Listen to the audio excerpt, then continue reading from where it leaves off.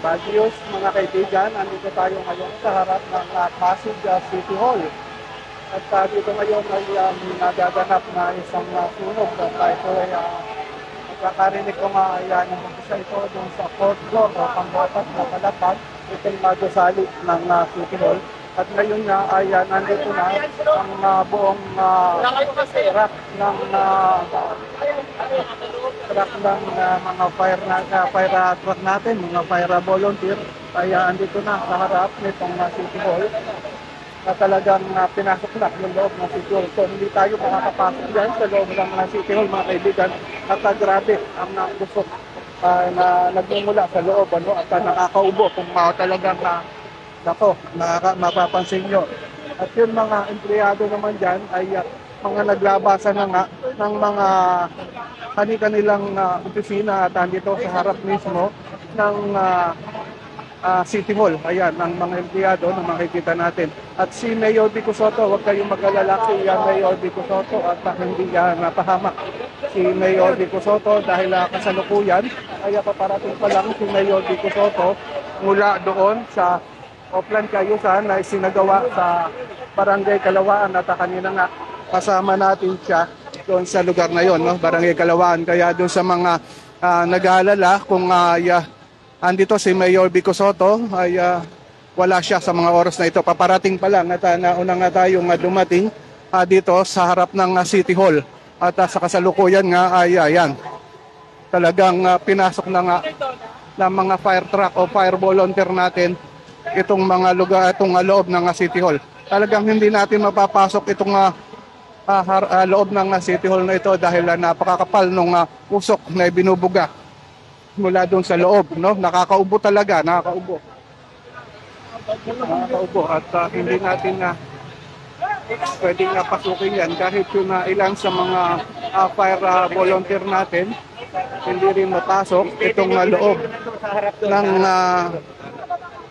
City Hall. Ayan, mamaya kausapin natin ng ilan sa mga nandito at para makuha na natin ng iba pang mga detalye. So, ito. Si Vice Mayor Dodot Jaworski ay napansin ko na rin na nandito na rin sa harap. Nakakaubo talaga. Medyo layo tayo doon sa harap ng ng City Hall. Layo tayong konti. Ayun si Vice Mayor Dodot Jaworski. Kausap nga ang hepe ng Peace and Order Department ng lungsod ng Pasig. Ayan, at nag-uusok.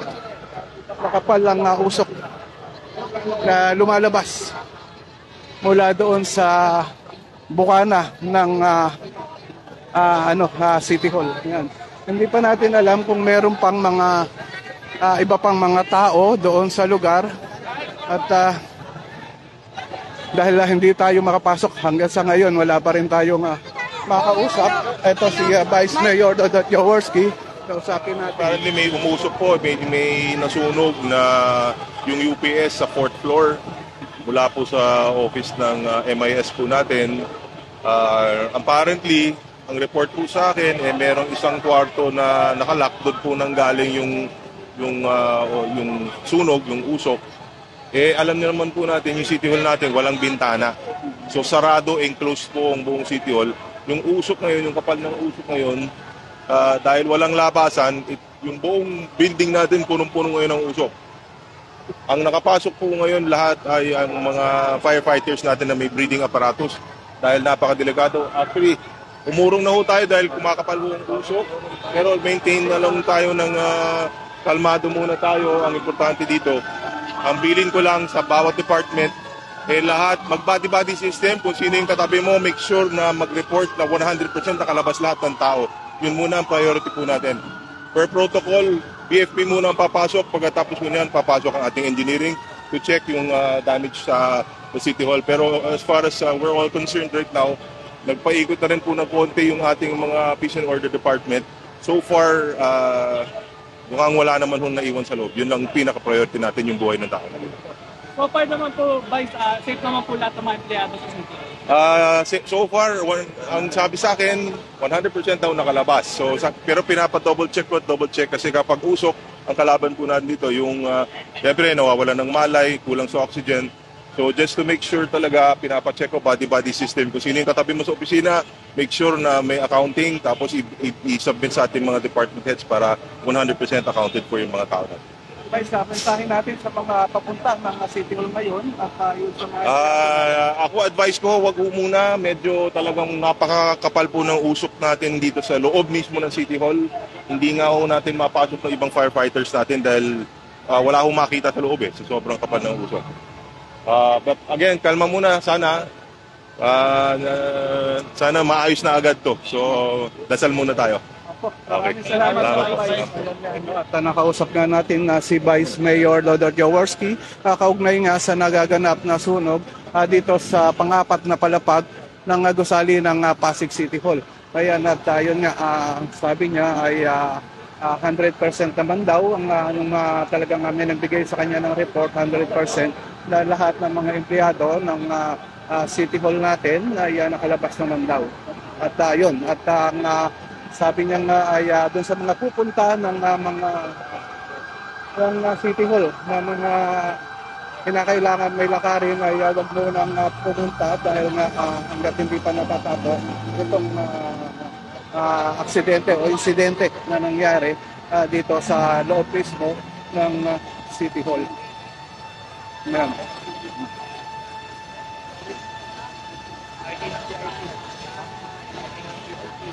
Okay.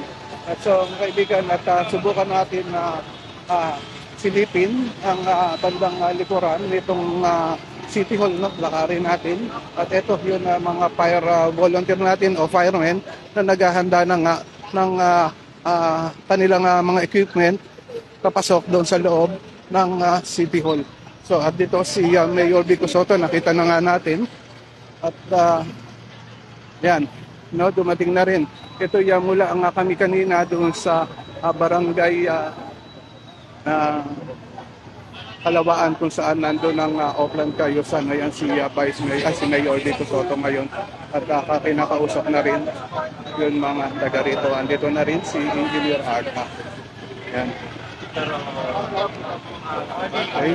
So okay mga kaibigan, at tingnan natin yun na bandang parking area, no? At doon sa parking area ay makapal na rin yun na usok, no? Okay. Bawal yun. So ayun, doon sa parking area kung saan doon pumaparada yung mga VIP natin ay tignan natin at dito makapal din ang usok na ibinubuga dito. Ayan.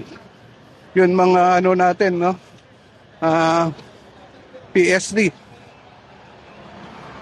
Ayan, nakakaubo. Nakakaubo yung usok. Ayan, nakapal ang usok. Iba yun na amoy ng usok dito sa lugar na ito. Ayun, no, sa parting pang-apat na palapag pala nagmula yun sunog. Yan. So doon sa mga viewers natin, no, at yung mga pupunta ng City Hall ay pagpaliban nyo muna po dahil ito nga ang nangyayari ngayon sa mga oras na ito. Yan. Oh. Wala naman tayo nakikitang apoy, pero yung kapal ng usok sigurado sa loob ng City Hall ay hindi natin mapapasok yun. Miski nga yun mga firemen natin, sakit ng amoy. Grabe yun, amoy ng usok. Yan, no? Yun. Medyo nakalayo tayo doon sa usok. Yun. Yung mga firemen natin, miski sila ay hirap pumasok doon sa loob ng City Hall kahit meron na silang mga oxygen dahil yun din sa kapal ng usok ay hindi na rin nila nakikita yun na kanilang mga dinadaanan. Ayan, so nandito ngayon tayo, no? Kung saan dito nga nagpuntahan ngayon ang mga ano natin, yun mga empleyado ng City Hall dito sa harap na yan. Ayan. Okay po, maraming salamat kay Marlon Winner. No? Ayun, at lumayo na nga tayo dito sa Usok. At andito tayo ngayon kung saan dito natin makikita si Mayor Vico Soto at nakausap din ng ilan sa mga nandito. Yan.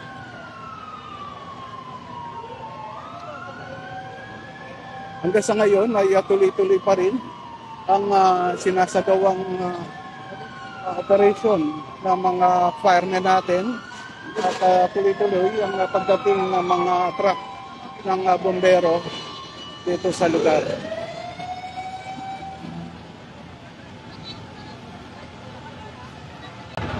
Kanina nakausap na natin si Vice Mayor Rodolfo Jaworski, no? Inuulit ko at yun nga ang report ng isa sa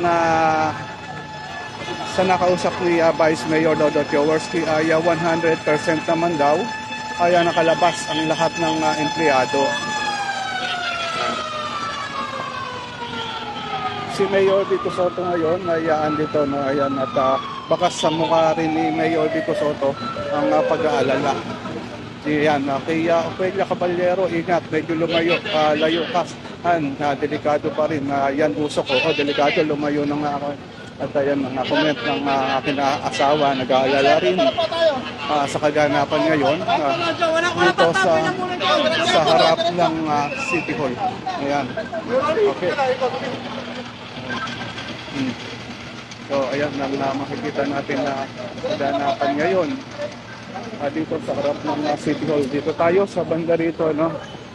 Yun talagang malungkot ang nakita natin na mukha ngayon ni Mayor Vico Soto sa naganap na insidente ngayon sa harap ng City Hall.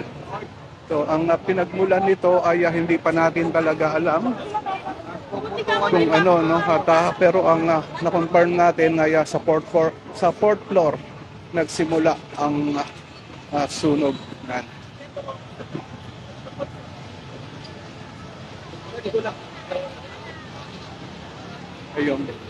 Ayun, 10-0 na. Ibig sabihin, control na, no? Yung nasunog, kaya wala na tayong nakikitang usok dito sa harap ng City Hall ngayon. Pero kanina ay talagang malakas siya. So, sabi natin ngayon si City Councilor Eric Gonzalez. Ginagather pa natin yung information sa lahat. Pero ang maganda balita naman, fire out naman daw. Wala na rin masyado problema. Clear na lang lahat. Nothing to worry. Kamusta naman po? Meron po bang nasrap o meron wala pa tayong full report. Kaya mahirap mag-comment sa ngayon. Mensahe na lang natin sa mga Pasigueño, baka may mga pupunta dito. Siguro kung mga pupunta rito, wag na muna ho, no, hanggang hindi nakiklear lahat. Na wala naman ho daw masyadong damage, pero mahirap po mag-comment hanggat wala pa yung full report natin.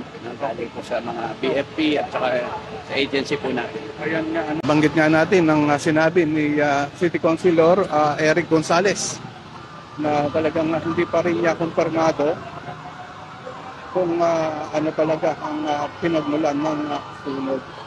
Ito at yung buong lahat ng empleyado ng city government natin, yun dito sa City Hall ay naglabasa. Hanggang sa ngayon, nandito pa rin si Mayor Vico Soto at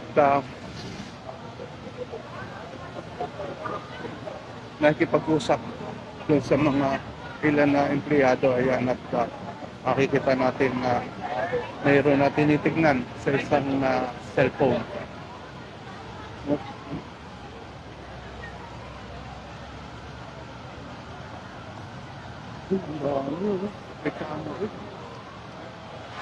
Umabot ng 1.7. No?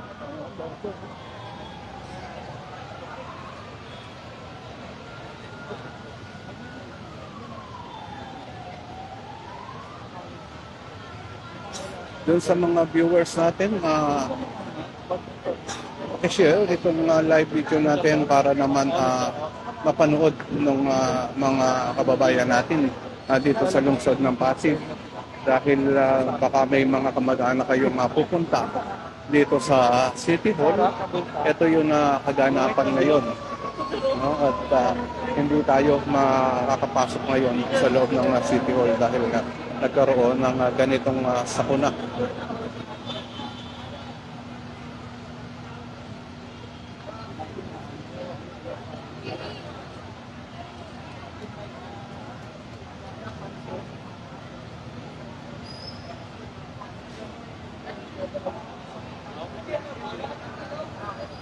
Ayan si Mayor Vico Soto ngayon. At talagang makikita natin na ligtas naman si Mayor Vico Soto. Nangyari nga ay sa wiring. Sa wiring daw, yun ang unang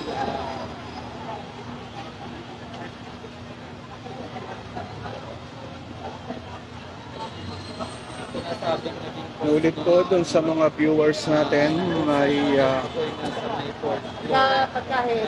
wag muna kayong pupunta ng City Hall dahil hindi rin kayo maasikaso, no? Yung mga may gustong lakarin dito sa City Hall ay wag muna kayong pupunta dahil hindi rin naman kayo maasikaso ng mga empleyado at hindi rin kayo makakapasok sa loob ng City Hall.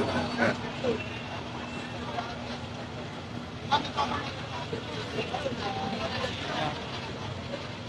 Nakikita natin ngayon baka sa mga mukha ng mga nandito ang kalungkutan at wala tayong makitang ngumingiti dahil sa mga nangyayari.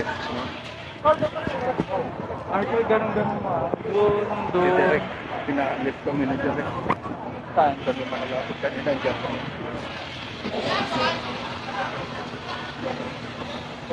Ayan, si Mayor Vico Soto ngayon. So, mga kaibigan, yun mga fire volunteer natin hanggang sa ngayon ay nandito pa rin. At ayan, no? Yun mga ilan sa mga pumasok na nga ay nagpapahinga na, pero yun marami pa rin yung mga nandoon sa loob mismo ng City Hall. Ano, mga kaibigan, at nandito nga at magkausap na ngayon si Mayor Vico Soto. Maganda sa kapila. At yun mga fire officer natin na kausap na nga ni Mayor Vico Soto. Kino-confirm nga yung sitwasyon sa loob ng City Hall. Ayan.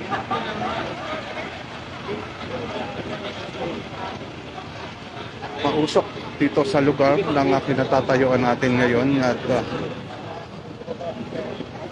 talagang kailangan natin na mag-face mask, no?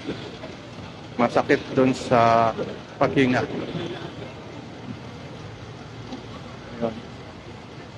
Ayan, mapapikita natin at bakas nga sa mukha nila yun na pag-aalala rin, no? At si Mayor Vico Soto at nag-isip at malayo ngayon na tinatanaw niya, tinitignan niya rin yung mga iba pang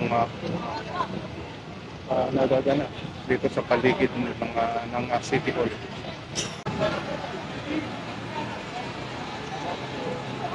Hanggang sa ngayon, mga kaibigan, ay andito pa rin sa harap ng City Hall ang mga empleyado.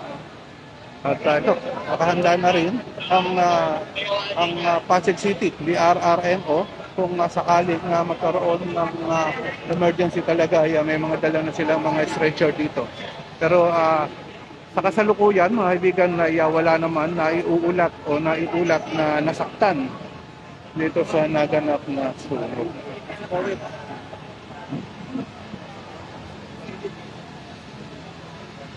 Hanggang sa ngayon ay palagay ko makapal pa ang usok doon sa loob ng City Hall. Dahil may mga lumalabas pa rin dito sa harapan mismo na usok. Pero hindi na ganun kakapal. Pero doon sa bandang likod ay makapal pa rin ang usok na lumalabas. No? Ito yung mga makikita natin, mga empleyado dito sa lugar. Ayan.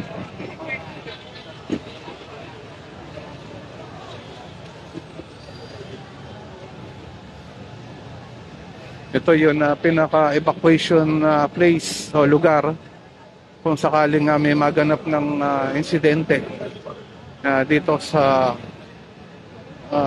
City Hall.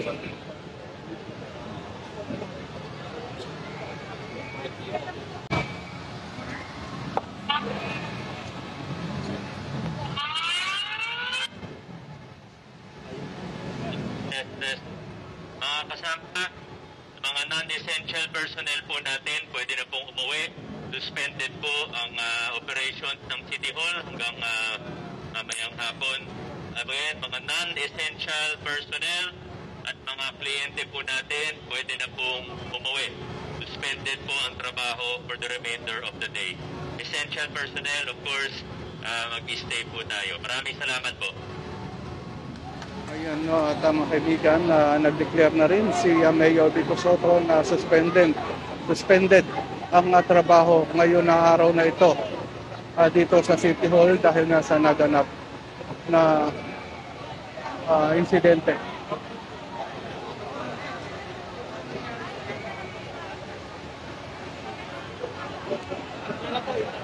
Ito, no, at makapal pa rin yung nausap. Ay, tumutumbos ko. Makapal pa rin ng usap na ibinubuga mula dito sa harap ng City Hall. Masakit pa rin talaga sa ilong at kinakailangan. Meron talagang face mask ang mga nandito. Kay Ma'am Maria Lea De Leon, maraming salamat po. Ganun din kay Red 7. Maraming salamat po.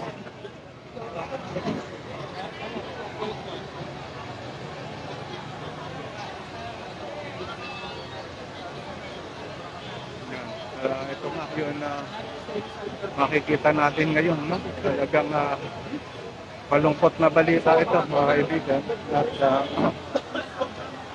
kanina kaya kasama rin natin si Mayor Vico Soto sa Barangay Kalawaan na nagsasagawa nga ng offline kaayusan na bigla nga kaming napasugod dito sa City Hall dahil nagkaroon ng ganitong insidente.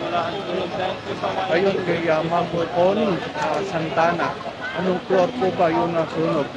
Nagsimula po sa 4th floor at hindi naman natin alam kung may naapektuhan na iba pang palapag. Wala pa tayong impormasyon na nakukuha. Ayun na pala ang pag-alaman natin ay sa pang-apat na palapag na ang naging sunog.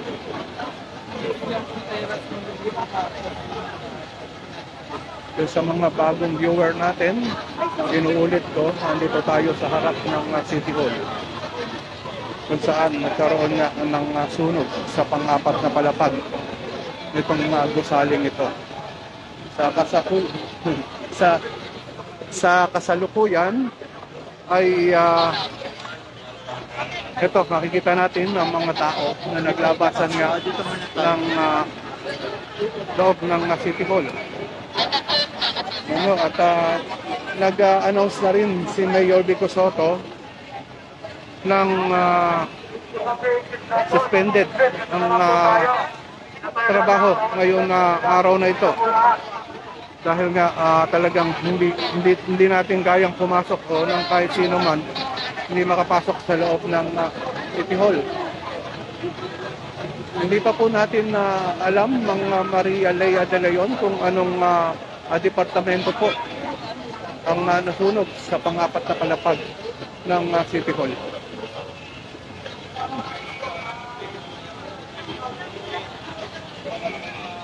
Yan, at ayan, makikita natin si Mayor Vico Soto, sinesenyasan din yung mga tao na magsuot nga ng face mask. No? At dahil delikado.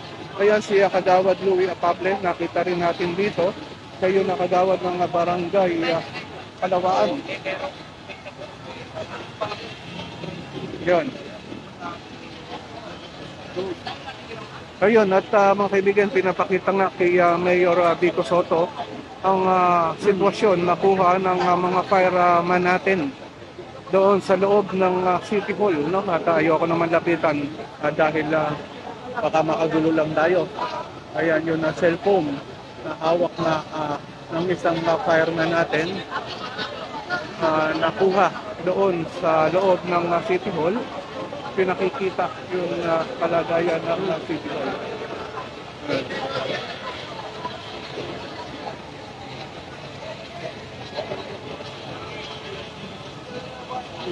Ayun, si Mark Daniel. Andito tayo sa harap ng City Hall.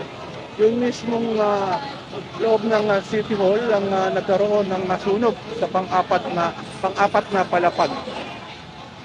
At hanggang sa ngayon ay umuusok pa sa loob at wala pa nga nakakapasok kung hindi ang mga firemen. Yan.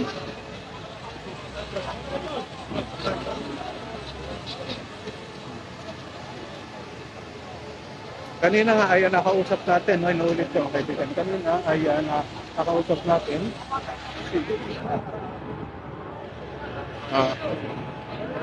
Kanina nga ay nakausap natin si Vice Mayor Dodo Jaworski at yun nga napag-alaman natin na ang report sa kanya ng nakausap niya ay wala naman daw nasaktan. 100% na walang nasaktan at lahat naman ay nakalabas ng gusali ng City Hall.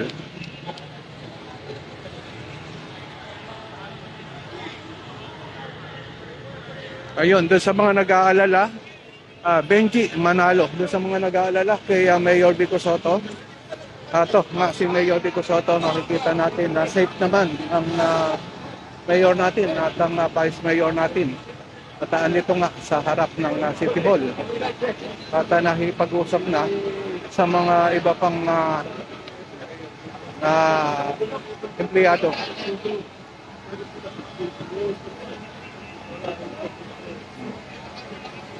Naulit ko mga kaibigan, nagsimula ang sunog sa pang-apat na palapag.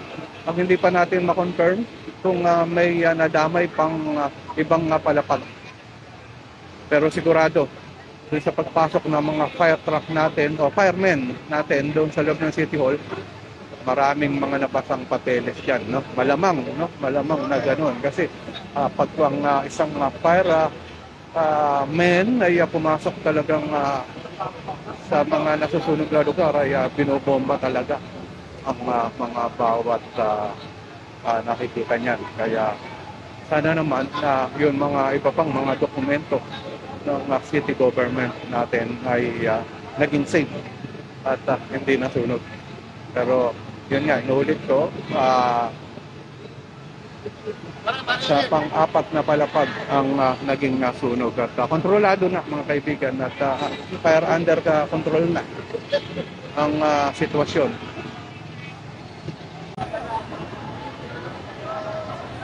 Ayan, pakinggan natin at tignan natin na mukhang may announcement pa si Mayor Vico Sotto.